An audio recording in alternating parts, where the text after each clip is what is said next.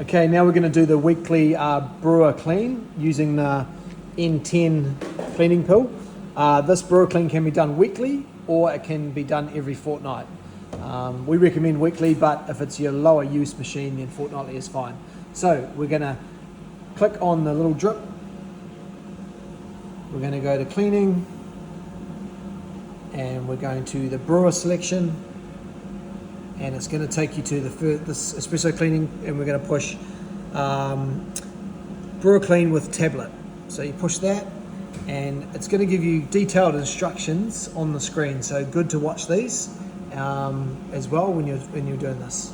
So we're going to get our pill from the N10, we're going to put that in, we're going to open the top catch here, and we're going to drop our pill in, and we're going to shut that, and when the pill's in, we're going to push the green button. Don't forget to put your 1 litre or your container under there to catch any water if it's not plumbed to waste.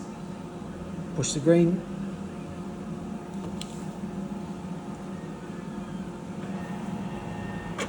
Right, the brewer cleaning will take place. It will count down the cycles and usually takes about 10 minutes to rinse this through.